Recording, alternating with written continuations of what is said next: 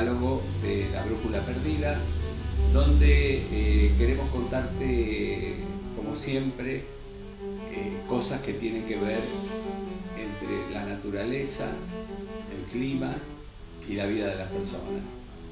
Bueno, Belén, ¿cómo estás? ¿Qué tal, Juan? Belén Martorelli, nuestra meteoróloga de cabecera y compañera de andanzas en este canal. Bueno, Belén, estuve viendo, como me parece que todos estuvimos viendo, estas escenas increíbles de las inundaciones en España, sobre todo en la zona de Valencia. Realmente algo nunca visto. Yo nunca vi una cosa así, ¿no? Esa cantidad de inundaciones. Entre las cosas que escuché por televisión a los periodistas que opinan y dicen, hablaban de un tsunami, ¿no? Sí. Bueno, ¿querés contarnos qué fue lo que pasó y si sabemos por qué sucedió esto? Sí, o sea, primero aclaremos que un tsunami no era. Los tsunamis están relacionados, en principio, el tsunami oceánico, ¿sí? Ya hablaremos en otro momento de un tsunami meteorológico, pero este tipo de tsunamis oceánicos, que a los que hacían referencia los periodistas, tiene que ver con más un movimiento de placas, ¿sí? O sea, donde hay un terremoto, eso después genera un tsunami, ¿sí? Este movimiento de placas luego genera un movimiento tal, y genera un terremoto que ocurre en el océano, genera ondas que luego desencadenan en un tsunami en zonas costeras. Lo que ocurrió en España, al parecer, primero es un fenómeno que se llama DNA, o sea, significa depresión en niveles altos de la atmósfera. ¿Qué ocurre? Primero, que no es un fenómeno raro. Los científicos lo que observaron fue que es un fenómeno que se ha dado algunas veces en España. El problema es que esta vez fue un fenómeno muy intenso que no se veía desde el 1973, fue el último fuerte. Entonces, ¿qué ocurre? Lo que pasó es, primero tenemos que tener en cuenta que como hubo muchas lluvias, el problema no fue que hubo muchas lluvias, sino que fueron muchas lluvias en las mismas zonas. Lo que ocurre normalmente con una tormenta es que la tormenta se forma, dura unos 20 minutos, 30 y listo, termina y pasa. O bueno, queda una lluvia más débil. Acá lo que estaba pasando es que todo el tiempo estaba lloviendo con intensidad en el mismo lugar. En algunas zonas llovió lo que llueve en un año, en un día. O sea, muchísimo. Hablar de 800 milímetros o una cosa así en un día. En un día, que es lo que llueve en ese lugar en un año. Así que imaginémonos el desastre. Entonces, por un lado tenemos que entender qué es lo que es este fenómeno. Primero, en general, para que se den lluvias en meteorología, una de las causas es que vos tengas una zona muy fría, ¿sí?, que logre elevar un aire muy cálido. Justamente el aire cálido y húmedo, cuando se eleva, se condensa y llueve, ¿sí? El famoso que lo hemos visto en el ciclo del agua. ¿Qué ocurre? Este tipo de fenómeno está relacionado con una masa de aire muy fría, polar, de aire muy, muy frío, que se generó por ciertos movimientos en la atmósfera en niveles altos, ¿sí? Que lo que ocurre es que se forman empiezan a desplazar estas masas de aire polares, llegan a zonas donde normalmente no llegan tanto, ¿sí? En la altura del Mediterráneo. El Mediterráneo está muy cálido, primero por la época, y además porque lo que se observó fue que con el cambio climático y el calentamiento global, está aumentando la temperatura del Mediterráneo. Eso lo está haciendo que sea más húmedo y más cálido. Esta masa de aire se encontró con una zona justamente cálida y húmeda, generó que se eleve, ¿sí? Y además, todo esto generó las lluvias y además se dio lo que en meteorología se llama un bloqueo. Es decir, tenemos un sistema que son cuñas, es decir, centros de alta presión, que lo que hacen es que se colocan de determinada manera que esta masa de aire no se movía, no se podía desplazar. Como yo les decía, las tormentas se generan, pasan. Bueno, acá se quedaba todo el tiempo en el lugar. Entonces todo el tiempo teníamos una generación de lluvias. Esto generó las inundaciones increíbles que vimos. También tengamos en cuenta que hay zonas de España que tienen mucha pendiente, ¿sí? Eso también generó que los ríos se desborden y generen más inundaciones todavía. Es algo muy reciente, o sea, si bien es un fenómeno que se conoce, este fenómeno debe ser el tercero que se da así intenso, ¿sí?, en el siglo. Entonces se está estudiando, lo que se sabe es que pasó por estas causas en principio. Habrá que ver si con el correr de los días no se descubre otra cosa más. Pero ya estamos viendo que los eventos extremos, que siempre hablamos, están siendo más frecuentes por el cambio climático. Esta es otra muestra de ello.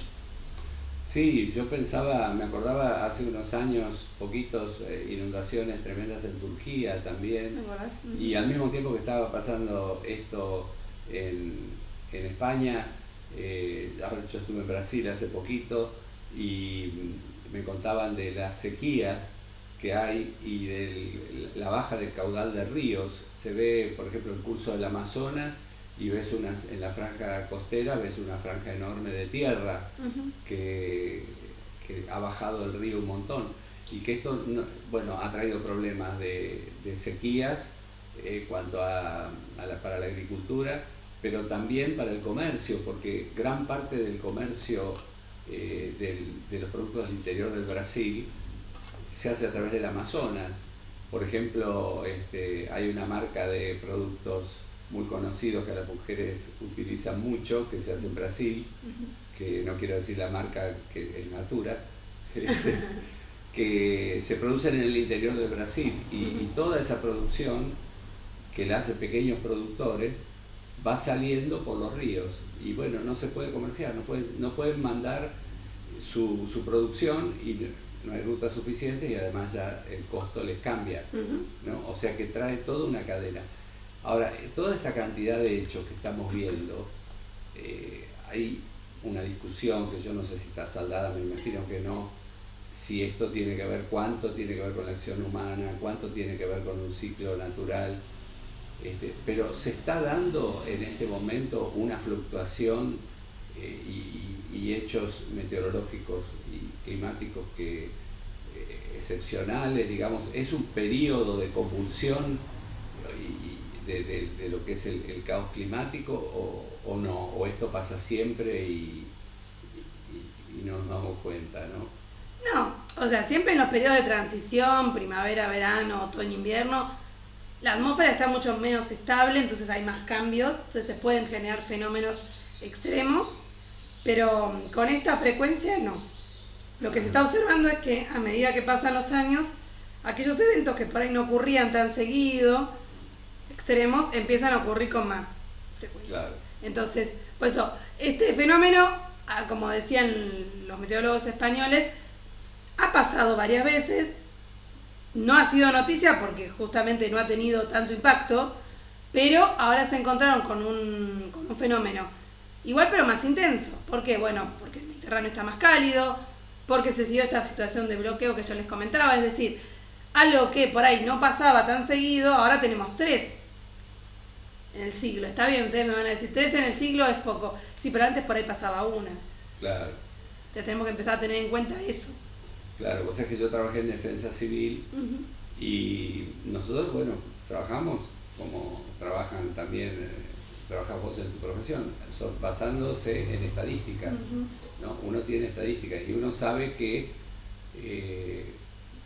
una inundación en Vicente López, donde yo trabajaba, exigía por lo menos que pasara de 1,80 m en más sobre cero el nivel del río. Cuando el río pasaba de 1,80 m, entonces ahí sabíamos que podíamos tener una inundación. Ahora eso pasaba con una frecuencia determinada. Que pasara de 1,80 m era infrecuente, podía pasar una vez cada 2 años o cada 3, no pasaba siempre. Pero a veces sí, a veces pasaba que en un año ocurría 3 veces y eso ya desbordaba los procedimientos de ayuda para la población, ¿no? Esto generaba, y si subía mucho más de eso, que a lo mejor estadísticamente pasa una vez cada 100 años, pero cuando pasa, entonces ya directamente sobrepasa todos los mecanismos de contención, de control y de ayuda a la población, ¿no? O sea, somos un poco juguetes de la estadística. Sí. De hecho, por eso está costando tanto rescatar a las personas, no es fácil acceder, no se esperaban este tipo de magnitud. Los seguros mismos dicen que va a ser un costo importantísimo y era algo que hacía mucho que no se veía. Claro, el tema de los seguros. Sí. Toda esa cantidad de autos, me imagino, sí, fue un desastre. Destruidos. Y veremos más adelante, ahora estamos muy recientes, vamos a ver con el paso de los días qué más se sigue encontrando. Bueno, entonces en un próximo video veremos a ver cómo evolucionó esto. Y pensar esto, mira, hay un filósofo que generalmente muchas veces lo cito, que es Baruch Spinoza, filósofo hispano-holandés del 1760, por ahí, de esa época, de mediados 1700, que tiene una frase que dice Deus sive natura, en latín, que quiere decir Dios, o sea, la naturaleza, ¿no? Y cómo somos, así como antes los antiguos de los imperios que hablamos en otro video pensaban que las personas éramos juguetes de los dioses, ¿no? Que a veces se enojaban y entonces nos mandaban tormentas o nos mandaban enfermedades. En realidad somos juguetes de la naturaleza, somos juguetes, ¿no? A veces no nos damos cuenta lo vulnerables y lo frágiles que somos frente a la naturaleza. Así que tomar conciencia de eso, ¿no? Y pensar que hay que trabajar e invertir en mecanismos de protección, en sistemas de alerta. Yo, y con esto terminamos, tuve la oportunidad de ver en chiquito lo que pasó en España, en la provincia de Córdoba. Mi abuelo tenía una casa en Santa Rosa de Calamuchita, y venía a veces lo que llamaba la gente del lugar la creciente grande.